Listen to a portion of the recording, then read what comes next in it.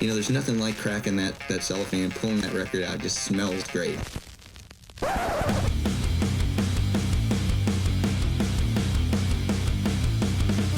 Welcome to BODS Mayhem Hour. Non-stop hardcore energy. I love the show, guys. You're awesome. Unlike any other. With your host, John the Bod, a.k.a.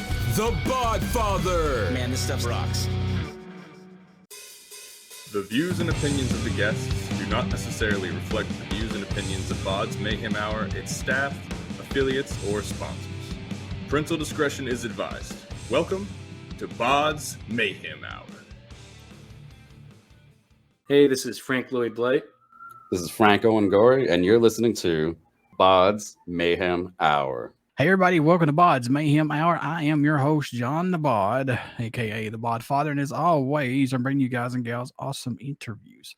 Today on the podcast, I welcome Blight House, and they will release their third full-length album entitled Blight The Way, August 4th in nearly a decade via Syrup Moose Records. Check out singles Cryptid, Cutie, and Too Ugly to Live, Too Dumb to Die. That sounds like me sometimes.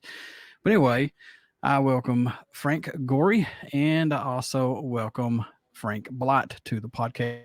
So, guys, welcome to the podcast. Thanks, BODS. Great to talk to you. When you think back about this band and when it came together, what was your real expectations for it, or did you have any at that time, guys? Oh, no expectations. No. The inception of the band was really I cut a bunch of demos because I was I had a terrible fever one summer. It was super hot. I don't have air conditioning, so I sat here in the basement and I didn't have much to do but be sick. But I had a guitar, so decided I'd start cutting some tracks on it. And I'm not much of a guitar player, but for some reason, for the first time in my life, something about the fever or the isolation or whatever, after a few days of that, I actually, sort of had a vibe and a sound figured out. And after that, we decided, throw some vocals on it, stick it on Bandcamp. And then, from there, it was hard to stop, I guess. Yeah, there were no expectations on at least my end. Frank had just sent me one day like 5 or 6 tracks worth of guitars. It's like, this is what we're doing now. I need your vocals for this. And just laid down vocals on the first song on our first EP, Luchagore. And I think once it came together, we're like, we're on to something. This is what we have. Let's keep going with it. So how excited are you both to have your new album entitled Blight The Way in nearly, I guess, 5 years, getting ready to drop on August 4th? Did the album turn out exactly the way you guys wanted it to? Tough to, well, there's almost an entirely other album that we scrapped on the way here. It, like everybody, I'm sure that you got to have that moment where and this is how the pandemic affected us. And this is, part of how it affected us was just, we don't perform live with this band. There are other bands do, but so it didn't interrupt our live schedule, but it did sort of interrupt the way we were thinking about doing extreme music. There's a bunch of other songs that we had written that were, much faster, much more like jumping through the speakers, a little more like, Anil Nathrak or something with a bit more black industrial flavor to it. That for, I'm not sure, maybe Frank Lloyd can speak to it. Something about that just wasn't hitting with us after a while. And the album that we have now was some tracks that were honestly sort of sitting in the maybe pile because they were, a little too straight up rock or, not crazy. I don't know, Frank, what do you? I think, part of the pandemic, I guess, changed how we were feeling about things just because we were sitting on it for so long and just wasn't really coming together. And I think at one point we decided we didn't really want to do a sequel to our previous album, Summer Camp Sex Party Massacre. I think at one point we were going to call the scrapped album Winter Sex Party Massacre 2 Winter Course or something like that. But as time went on, we just weren't. Still a good title. It's still a good title. We may use it at some point, but I think we just weren't feeling it anymore. Enough time had passed and kind of what we wanted to do had just changed and moved forward. And I think we watched too many live videos from Obscene Extreme Festival and seeing how people reacted to certain bands. And just let's try to have more fun with Blight The Way. Let's still be weird. Let's still be loud. Let's still be all over the place. But just trying to like blow people away with being fast or loud. Like that's been done. Let's move on to something else. So like as this album came together, we kind of found a groove, no pun intended, with a lot of what we were trying to sound like while still being ourselves. So I think it's come together pretty well with where we are now musically. So those songs that got scratched, are we going to see them in a lot of day, maybe, or no? I mean, we didn't think you'd hear the songs that you're hearing on this album right now. So, like, really, anything I tell you about that would be a lie. And keep that name, keep that album title. That's good. That's very good. It's taken nearly 5 years, a decade, to release a new album, guys. Did you guys just need, time to create it, or did you just need a time to refuel your batteries on this? Well, let's talk about that a little bit. What happened possibly? We kind of work in spurts where we both have like full-time jobs. We have other bands, and we try not to force things with Blight House. When it comes, and it usually comes in 2 songs here, 3 songs here, and then getting together and just banging stuff out. Like once we get together and work on it, we get it together pretty quickly. But it's, we're not going to try to force things to happen when we don't have to. When it feels right, it feels right. It's kind of like making a quilt, but with death metal growls and yelling about Sasquatch. It's just, it's right when it's right. And, it does feel good to finally put everything together and have something that people will be able to listen to. And like response so far has been very good. So that's encouraging for us. And maybe we won't take as long with a follow-up album to this one. Everybody knows I'm a paranormal investigator. And then when you add Sasquatch into this interview, it just took it to an epic level. It went to epic. So this is epic now. Yeah, I mean, our songs throughout this album does have a lot of cryptid, zoology, monsters. I mean, we have a song about Sasquatch. We have a song about vampires. We have a song about the Loch Ness Monster. And it wasn't necessarily intentional. It's, again, just kind of how things fell out. And occasionally the direction I get, lyrics and vocal-wise from Frank is he'll just yell down to me down the stairs and say, yell about the werewolf. Yell about banging the Loch Ness Monster. Go. Talking about the Squatch. That's what I like to hear. So what led the track Cryptid Cutie to be the first song released off this album? What was it about that said that's got to go out and be the first one for us? I think that's the one that we just, as we were working on material, it sounded very different. We do a session working on stuff that was just faster, louder, what have you. And at the end of the session, we're like, let's listen to that Loch Ness Monster thing we did again. And then we put it on, we laugh, and then you'd be like, all right, good session, man. See you later. But then, at some point you got to be honest with yourself. Like, this is the only thing that we want to keep coming back to ourselves. So we should probably feature that as one of our first ones. But it's also one of the ones that kind of organized the style for us around it. That's I'm not saying we ripped it off from Blue Oyster Cult's Godzilla, but it was a bit like, what if we tried to do something like BOC's Godzilla and made it our own? Like, what would that be about? And it would be about, how sexy the Loch Ness Monster is. What's the nucleus for you guys that keeps you moving right along and creating Blight House music to keep coming back to it, guys? It's fun. It entertains us. It keeps us creatively interested, and it makes us laugh. I know, I've done my job when I finish doing a vocal take and I hear the door open and I just hear Frank laughing. And I know I've lyrically done my job and vocally I'm doing what I need to do. And, some bands, especially when it comes to this style of metal, just death metal, harsh, grind, whatever you want to call it, takes itself too seriously. Yeah. And then there's another side of it that doesn't take it serious enough, where everything's a joke, where, you have a band that puts out 50 different t-shirts and all they have is an EP.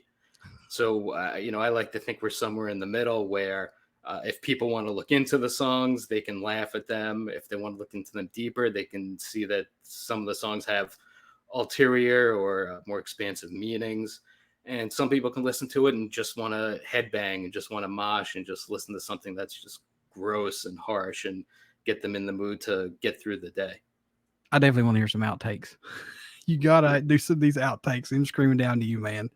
Gotta put them on the next album or something other. Got to. It's all just dogs barking. It's all just dogs barking in the next room. Was there a track, guys, for the album that totally ended up sounding different than what it was intended to? Was there one that kept changing or no? Grass Squatch we had trouble with. Grass Squatch is originally a song about wrestling a werewolf. And that's still a concept. Well, the wrestling topic is maybe a different thing. But yeah, we struggled with what was going to be on that track. So we wanted to include something in more of a stoner style just to switch things up. But at first we didn't want to actually make it about cannabis. And then after a while, I was like, what? We just thought about how great it would be if you could summon Sasquatch with a cannabis smoking ritual. And then like, what would you do if you were smoking weed to summon a Sasquatch and then it showed up and was like, well, you summoned me. And then what, like all great. Summoning rituals, they have a twist. Any track standing out more to you than any right now on this album? I know these are your babies, but are there any that are sticking out for each of you? I like Florida Man Hail Satan. That was our third single that was put out on toiletofhell.com recently. Throughout a lot of our songs, the genesis or the basis for a lot of them is sound samples. We're both very in tune with media, whether it's watching the news, watching a lot of movies. We're both big horror movie fans, both big readers. And for me, at least, whenever I'm kind of consuming media, I like to focus in on something that reaches me, whether it's poignant, important, interesting, funny, just lines from movies, something that sticks out to me and makes me creative and makes me think about something. And I think with Florida Man Hail Satan, what we did is we found an invocation from Florida. I believe it was just like a local town council meeting where typically they'll have someone introduce the meeting with a religious prayer. And it's usually a Christian praise Jesus type prayer. In this sound clip that we have, it is someone possibly from the Church of Satan doing a satanic invocation. And this clip is people are scared that this person is doing it. He's going to put curses on us. And the beginning of the track starts with a loud banging sound. And it's actually someone hitting a gavel on a table to bring the meeting to order. And that it ends with this invocation of someone soulfully singing Hail Satan. And we've kind of used that as bookends for the song, where the middle is talking about how screwed up Florida is right now, socially, economically, culturally, and how it's too wild and too extreme for even the devil to take up residence there, and how he wants to move up north to be where it's a little bit more normal. So I think that's kind of like a start to end good example of us as a band with the sample, with the lyric content, and just with the wild, crazy sound to it that does have meaning, but is also kind of funny. Yeah, for me, a couple of standout tracks would probably be Dismembers Only and Bible Belt Baby Buffet, because they, to me, they're again throwbacks to the more classic rock styles with like an actual breakdown where the guitars go away, but the drums and the bass are still rocking, still chugging along, still keeping the songs moving like like the Go-Go's head over heels, more than any sort of grind that you ever heard. Any songs that didn't make this album we could see on another album, EP, or just maybe a standalone single down the road from you guys, possibly? Yes, we do have I don't know if we can spoil it yet, but we've got a cover song that we think will be out on a Halloween compilation. Oh, can we get a little teaser, guys? A little teaser? Through Syrup Moose, they had gotten in touch with us with a bunch of bands that are contributing to it. And as soon as we saw that, we're like, we know exactly what we're doing. This is what we want to do. And they came back to us with like, well, no one else is really doing this, but you guys have fun. So we're really excited for that. And there's also the possibility of a Christmas compilation that we've been bouncing ideas off of. And it could be a real beautiful disaster with what we have planned for that. Let it out. Put it out. I want to hear it. That's gonna be good. It's gotta be. Because I mean, ultimately, with this band, we want to have fun. Sure. And Yeah. you give us the chance to do a theme song or a cover or something maybe out of our usual realm. Like, we're gonna go all in on it. We want to have as much fun as like people will listening to it. So you give us a long enough leash and we're just gonna run away with it. How's the fans' feedback been on the release of the new singles Cryptid, Cutie, and Too Ugly to Live, Too Dumb to Die? How's the feedback been on these two songs, guys? It's been pretty positive. I think, while some stylistic shifts and changes have happened, we still stayed more or less true to what we've done. And I think people have really taken to it because we refer to ourselves now as like gross death metal. And after people read that and hear a song, they're like, yes, this is what gross death metal sounds like. This is the perfect descriptor. Yeah, and people seem to really enjoy just interacting with it. There's something about when you're presented with a single like "Too Ugly to Live, Too Dumb to Die," it gives you as a fan a certain license to interact with the material and other listeners in a way that that I don't want to say is more humorous or lighthearted. It certainly is. But it sets a tone, and I think people like engaging at that level of gross out kind of humor. Is the track listing placement important for your albums or EP releases, guys? Sort of. Yeah. You have certain songs where I think we have a little bit of this old mentality where like the hit needs to be song number 3 or 4, even though album track listing, it doesn't matter because it's not like this is going to be played on the radio anytime soon. But I think with like a song like Grass Squatch, which is slower and more methodical than some of the other songs, we kind of wanted to put that towards the end to kind of get people into the album already. It's not something that you would start off with when the rest of the songs are faster and heavier. So there isn't necessarily like a lyrical flow or a concept album or story that's going on because all the songs are just their own thing. But, I think with 1 or 2 songs, it's careful placement. But beyond that, it's like, yeah, this works here. This is a 6th song. That's good enough. But it will be coming out on cassette. So we did have to think about the order and the feel of the whole thing because some of our listeners will be enjoying it in that more linear format. Did the band add anything differently on this album musically than what fans are accustomed to, or no? Yes, we added clean vocals with a guest vocalist. That is something that I don't think we ever really thought we were going to do, but we do have 2 songs with clean melodic vocals on the hooks. That was by Gloomy You Hammer. Is that right? Gloomy Hammer. Yeah. So the weird story about Gloomy is we don't know who they are. Okay. We have never met them. We've only spoken through email a few times. After we put out our last album, Summer Camp Sex Party Massacre, we just randomly received an email from this person, unsolicited, who had done vocals over the album. The album had been released, it was out, and they did their own vocal spin to it and sent it to us and was just like, here, I did this. And it was just so strange just to hear these like clean, haunting, but still pop weird vocals to it. And we didn't know what to do with it because they didn't ask us to do anything with it. They didn't ask us to re-release it or whatever. So we just kind of held on to that for a few years until we started writing this album.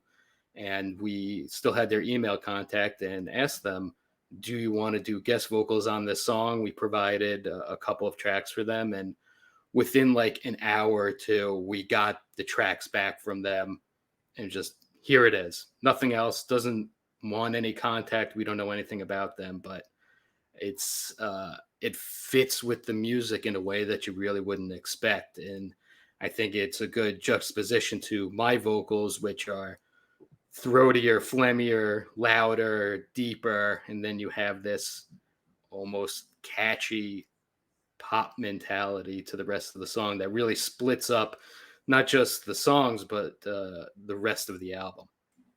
You're also joined on here by Ron Varad. He provided some lead guitar on Too Ugly to Live, Too Dumb to Die. So let's talk about that. How was work with him on this? Ron is a childhood friend of mine, and he's been in Sabbath Assembly. He's been in Psalm Zero. He's been in KO Dot. He was a touring guitarist for Merkier. And this was, again, we were working on this throughout the pandemic, and there was just not a lot going on. And we've worked together on some other projects just for fun. And just one day we're like, hey, you want to do something? And we like really gave him no direction. We're just like, come up with anything and we'll work around you. And like within a day, he sent us back pretty much what you hear on the album. And we worked around that, just being kind of a psychedelic, weird, all over the place, kind of disorienting riffing and soloing that he did. And I sent him the finalized track not too long ago, and he's like, I remember nothing of this. I remember doing it, but I don't remember what I did. And he really enjoyed the final product, but it was just kind of a fun reminder of the weirdness that was like 2020, 2021. Is it a collaborative effort with you guys, or does just one person usually take the lead for everything, the writing and all? It's all pretty collaborative. I mean, I can't do any singing, and Frank can't do any instrumenting. So, there's a line between a collaboration there that's pretty clear to see. I don't think we ever disagree. I think we usually, sometimes we maybe agree with each other a little too much and get too enchanted with an idea, and we spend too much time with it before we see it again more clear-headed and think, no, there's just something that was going on that day that made this seem like a great idea, and now it's not. But no real disagreements or lines to cross in the collab, I don't think. Yeah, we work real well together, and we're on the same wavelength, and like we know what we want to do with Blight House. We don't have wild aspirations. We're not going to try to get on some big tour or try to get on a major label. We know what we are. We know what this is. It's great that people want to listen to it. It's great that a label like Sir Moose wants to take a chance on us and put this out. And beyond that, like everything is just great. So we have fun with what we do. It's easy enough writing this stuff and recording. Like you said, there's no major disagreements. There's not even any minor disagreements. It's like, hey, you want to do this? Yeah, sure, I'll give it a shot. I mean, my directions I receive for vocals will be like, do a high one this time, finish recording. Do a low one this time, finish recording. Do whatever you want on this one, finish recording. And then we get together and collaborate and listen. Does this work here? Does this work here? Let me try it again. I have one more in me. So it's really, and I think you could hear that in the music too, is that we're pretty loose with each other and with the material. And I think that ends up making a better product in the end. So what's the growth musically you've seen from yourselves working on this album that impresses you guys the most, if anything, since coming back together? I'm almost impressed by how little we grow, if I'm being real with you. I mean, I'm half joking, half serious. I think that it's natural for instrumentalists, especially, to want to keep showing other instrumentalists, especially, how good they are. And the average listener, I don't think they're tapped into that. But I know, I, like a lot of people, picked up, guitar, bass, and the rest, because I wanted to be excellent at it. Like I thought my favorite musicians were excellent at it. I wanted to be just like them. But some of the greatest songs out there aren't much as far as like how technical or difficult they are to play. It's a lot of just the tone, the attitude, and the production around it that delivers it. AC/DC songs aren't anything, but I mean, I dare anyone to tell me that those songs aren't some of the best that have ever been cut. So That's true. So as far as progress, I feel very satisfied with the progress in our mentality to try to keep things as simple as they can be without doing too much to get away from the core of a musical idea, even if the idea is something like, here's the slam breakdown. I think for me, there's always growth vocally. Just the more you do it, the stronger your vocal cords and your feelings and your breathing become. And I think with a band like Blight House, there's a lot of range to it. In certain bands, like everyone loves Cannibal Corpse. Uh, Corpse Grinder has one voice, and that's his strength. I think with us, there's a need and a desire to explore what's possible, whether it's higher or lowers. I think one person recently listened to our album and said that the vocals are very like black metal heavy. And like that wasn't necessarily my intention. It's like just naturally how I kind of approach vocals, my vocal range, like that register, just that's what comes out. So it's I have to force myself to try to either hit different notes, different sounds, different inflections, so the songs are more dynamic and more interesting. And it forces me to hone in on what I'm doing and to expand creatively as well. Like, does this song need this sound anymore? Does this break need something different? And I think Frank is good with letting me know, like, we've done this enough. Let's try something else. Mastering was handled by Mark Allen Miller at Sun Lab. And how was working with him on this? Well, I've known Mark for, since the late 90s. He worked with me on a goth industrial band I was in at the time. And his the music project he does is sort of similar. And anyway, we bonded over having similar taste and stuff. And so through the years, I've used Mark for everything from recording, mixing, and mastering. These days, I can record ourselves. I've got what it takes to do that. But at the end of the day, you really need to have another set of ears mastering stuff. And what was great about Mark is that he understands the genre that we're trying to work in. So when the first version of the master came back, it sounded excellent. I mean, it sounded super modern, super clean, very bass heavy.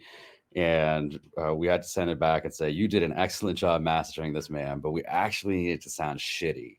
So, so I think that's an interesting thing to have to deal with in the final stage. That although maybe it sounds like we recorded everything through a boombox, we didn't. We had to achieve that effect in the final stage of mastering. His reaction was probably like, "What the fuck? Wait, what do you mean?" I think it's good for when it comes to like mastering or even recording to have a partner like Mark who gets what you're trying to do, or is at least amenable to like get the sound that you want to do. I know in some studios and some mastering, they're very protective of what they do and how they want to sound and aren't open to ideas or suggestions. And with Mark, he gets it, and it was super easy to work with, and fit in with what we were trying to do. This album artwork and logo was done by Misha Mano. How was working with them on this? Did they get exactly what you all were looking for? Yeah, with the artwork, I mean, it's so good. We like to joke it's way better than the music sounds. Like, it's almost too good for what we've done. But we found Misha through Twitter, I believe, just seeing his artwork and just other people hyping him up and doing what he's done. And we had a general idea of what we wanted. We like to give artists and other people we work with a lot of leeway to do what they feels right. Try not to put people in a box creatively, because then you're stifling what they do. But with this, the general idea I think we were going for is I used John Carpenter's Prince of Darkness as kind of a basis. There's a particular scene throughout the movie that cuts in and out where one of the main characters is having a dream, and it's actually a message from the future. Spoiler on a 35-year-old movie. But he's walking towards a church, and inside the doorway of the church is a shadowy silhouette of a figure raising up its arms, and it's backlit. So it's very spooky and unsettling, and you're really not sure what you're looking at, but it's kind of wrong and scary. So that was kind of like the general idea of what we want for this artwork is someone in the background, this shadowy figure with backlit to them. You don't quite know what's happening. And heading towards him in this swamp wetland area. It's very isolated, and there's the scary full moon, and there's very suffocating and enclosing forest in the background. Coming towards them is a bunch of monsters, and we have like zombies, we have swamp monsters, all different sorts of creatures that look disturbing. And what we want is when you're looking at it, you're not really sure, are they coming to attack this person, or is this person summoning them? What's happening? And it allows your imagination and your mind to kind of decide what you want to think is happening. And that's kind of like what we want with our songs too. It's, yeah, you can hear these samples and have that idea, but maybe there's something a little bit more to it. And, you know, we're all about creativity and expanding your knowledge and, you know, going off and using your imagination to create the story that you want to have. And with this artwork that Misha did, it's better than we could have hoped for. If you guys could write an album equivalent to your favorite band's album, which album would that be? I mean, I just think it's tough to even talk about having a favorite album, but I'm not a favorite album, but an album that had an enormous impact on me, something that I wish I could give someone the experience of. I don't know if it means imitating the music, but Celtic Frost's Jeweled Throne EP. It's a 12-inch vinyl I got when I was a teenager, and I remember putting it on, and at this point I had heard plenty of metal, and I put it on, and it sounded so weird and so off. I thought it was a misprint. Was it out of phase, or was it mastered wrong? And back in the day, you had no internet to go to figure out, like, is this how it's supposed to sound? You couldn't find somebody else who had the album. You're like, does this sound like, do you have this? Does it sound like this? So we just accepted that, like maybe it's broken, maybe it's not, but it turns out it wasn't. It's the way the album actually sounds. But I would love to give to somebody else that experience of, like, did they mean to do this? Is there an audience for this? How many people signed off on this? That's the kind of record that I really admire, and I don't know if we can even do that in the age of the internet anymore. But that's an experience that was pretty precious to me. I think that's just like Bohemian Rhapsody. I think you can hear a tire iron drop in the back, and they're like, "Is that really supposed to be in there? Really? What is that really?" Made a track. It's there. I think for me, obviously we don't sound like it, but probably Opeth's Deliverance. I think that was like one of the first metal albums I heard that could be so crushingly heavy and so beautiful on the same album. It kind of like allowed me as an artist to not just want to put out a metal album, not just want to have one sound. It like gave permission to do what you want, do what you feel like, and to like be honest. If this part in the song should have something different in it, then you should do it. There's no like set formula. It's not even just a copy and paste. And like you can go off for a 9-minute song, and then you could have a 1.5-minute interlude, and you can be loud and you can be heavy, or you can be gentle. And like, well, we don't necessarily have really a lot of that. I think that's something to strive for, at least as an artist, to want to break out of the confines of modern music or modern media and to just do what feels right. And even if maybe some fans or people aren't interested in it, you do it for yourself, and you can say that this is what I wanted it to be, and there are no rules. We're all fans of the horror. I love horror movies. I love cryptid zoology. I love paranormal stuff, of course. But what's your favorite movie or your favorite franchise through horror, man? There's got to be one, at least one. I got two answers. And the first one isn't any. I just think the first Exorcist is a damn near perfect horror movie. And you could show that to anyone today, and you feel like you've been exposed to something vile and evil just watching that movie. You need to go get saved right then and there. Yeah, and that still comes across, but for a somewhat more contemporary one that I can't believe hasn't been franchised all to hell or imitated is Tucker and Dale versus Evil. There you go. I think for me, I'm a big zombie movie fan. The first horror movie, when I was little, I was like all little kids and afraid of Freddy Krueger and Jason. But the first like horror movie I watched that I really enjoyed and like really got, my dad took me to a video store, a Suncoast Video. I think there might still be one in the entire country. And he showed me Dawn of the Dead on VHS, and he said, "This has zombies in them all. You'll like it." And that was kind of the start of me becoming a horror movie fan, to watch that and to get the joy out of seeing, running around in a mall shooting zombies, but also getting the social commentary and kind of understanding what George Romero was doing, combined with the gore and the scariness of bodies being ripped apart, and just kind of like really getting it and understanding what he meant. And as far as like a contemporary, more modern horror movie, I'm a big fan of Pontypool. I think that's just a really smart and creative zombie movie. And, as a genre that's like really played out at this point, I always like to say it's super easy to make a bad zombie movie. Yeah. And, we've all seen them. We've all taken a risk on Netflix or Tubi, especially. Like, oh, well, this has this one real actor in it, or hey, that's a fun zombie movie name. Let me give it a shot. And you're just miserable by 20 minutes in, and you feel insulted and you've wasted your time. It's like, well, what do I do with my day now?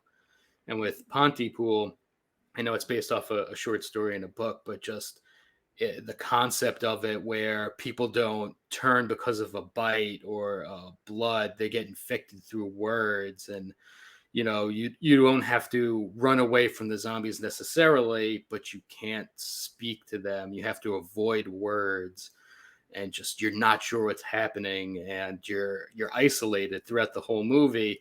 95% of it is they're in a radio station, so you don't know what's going on, and all you're getting is outside information. So it's that real palpable, honest fear that like we all would experience in this situation, where you're in trouble, but like you don't know the rules, you don't know what to do. We know zombie movies don't let them bite you, run away, shoot them in the head. And with Pontypool, it's anything goes.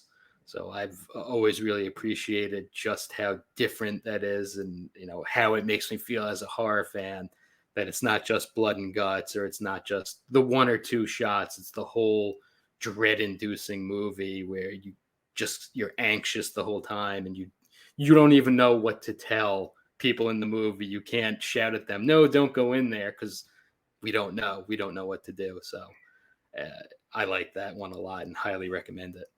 Tom Savini did some amazing special effects in those movies, especially for George Romero, on those dead movies, as I call them. There's thousands of Days of the Dead, Dawn of the Dead, Cornfield of the Dead, whatever you want to call them. They're all over the place. But I love George Romero, and I don't care if people hate me when I say this, but there were several at the end were just absolutely horrible. I could, like you said, 20 minutes, I was done. I was like, God almighty. Yeah, the original of the Dead series, Night, Dawn, Day, I think those are pretty much untouchable.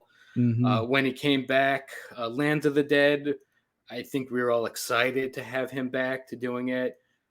Relatively decent movie. I think you can get through it and get something out of it. It's not perfect. They have the moments, and you can still see like what he was aiming for. But like the last two, I don't know if he was out of ideas. I think part of the problem was zombie movies had already moved past what he had done, and found footage horror movies had already been done. So by the time he came out with it, I think if that was in the 80s, I think it would have been more subversive and interesting and different. But horror movies and time had like already passed him by. So any ideas that he had had already been done. It's kind of like coming across like a Morbid Angel or Boat Thrower album way after they had finished up or they had passed their prime, and you had heard other albums that did the same thing first. So when you finally get to them, it's kind of like, yeah, it's already been done. Like, it's not special anymore. So I think that was kind of what hurt him in the end with those last couple of movies. I was so excited about The Walking Dead, loved it for the first like 4 or 5 seasons, and I was like, meh. No, it's the same old shit. No. Yeah, that spinoff, Fear of the Walking Dead, the one where they actually the first season of that where they show everybody like dealing with the breakout and not knowing what to do, and because how at this point I don't want to jump to like where the zombie apocalypse is already happening and the zombies. From that point out, we know zombies. I've seen that movie. Exactly. I want to see the 3 days, the week, or whatever of society falling apart, people being in denial, factions, That's the interesting part. Once there's zombies everywhere, I think that movie's been made. See, Fear of the Walking Dead, that spinoff was good for like, I don't know, like you said, maybe 2-3 seasons at the most, and then done. Because I'm like you. I wanted to see how it happened, what they did, what everybody was doing. And they had already brought the military in and like so quickly. And then I was like, you know what? Forget it. Here's the military already. And it's gonna suck. But it kept me interested for a little bit. I'll say that. I think with zombie movies, they now have kind of the cliche or the path that they all sort of go on, where the military jumps in and there's like an answer quickly. But like you said, the most interesting part is like the 2 weeks where it first starts, the panic, the rioting, the denial, the acceptance, the kind of real world stuff that if we were there, this is like what actually would happen. We wouldn't all grab our baseball bats with nails in it and be Superman and live to the end. Most of us would probably be eaten very quickly or be holed up in our apartments hoping for someone to rescue us. We're not. Or worse, still going to work. Just still going to work. With the pandemic is kind of a good example. It's like, well, the world was kind of ending in certain places, but we still went to work. We still like, well, what do we do now? I guess we keep moving on for now until someone tells us differently. I worked, didn't get essential pay. I'm so pissed off still about that. But that's another story for another podcast. John the Bod. All right, folks. Blight House will release their 3rd full-length album entitled Blight The Way on August 4th. And want to get out and check this out. It's on Syrup Moose Records. And check out singles Cryptid, Cutie, and Too Ugly to Live, Too Dumb to Die. That's out right now. So, guys, how can folks stay in touch with Blight House? Buy all this stuff that's out right now, especially this new album we already dropped. How can you do that? You can go to blighthouse.bandcamp.com. You have our new album is on there available now. There's also cassettes that people can purchase. And a super cool thing that Syrup Moose is doing is with each album they're putting out, they're also releasing an exclusive tarot card that I think is limited to 13. So people want to get that now. And we've seen the one that's out for us.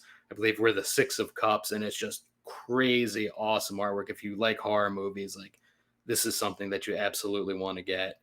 We're on Facebook, we're on Twitter.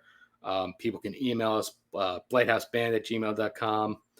We're not on Instagram. We're not on Threads. We're way too old for TikTok. So just find us where the old people's social media is. We're around there. You can get our old albums on Bandcamp too. Our first one is Name Your Price. So get it for free. We don't need the money. And thank you for having us. We really appreciate it. It's not a problem. Everybody stick around. We got some great stuff coming up, and you only hear these interviews right here on BODS Mayhem Hour. Please get out, check out our Facebook page. It has our podcast link and our YouTube link. And please go subscribe to that YouTube link if you like what I'm doing. And I hope you guys and gals do, because I love bringing this to you. Trust me. There's a lot of good stuff getting ready to drop here on BODS Mayhem Hour. Get out and check out Blight House. Their 3rd full-length album entitled Blight The Way, like I said, will release on August 4th on Syrup Moose Records. Get out and check that out. Go to Bandcamp, check the other stuff out, and please just give this band a fair shot. I believe you guys will dig them. So, Frank and Frank, thank you guys for being on the podcast, and I wish you guys nothing but the best of luck as always. Right on. Thanks, Bod. Thank you so much.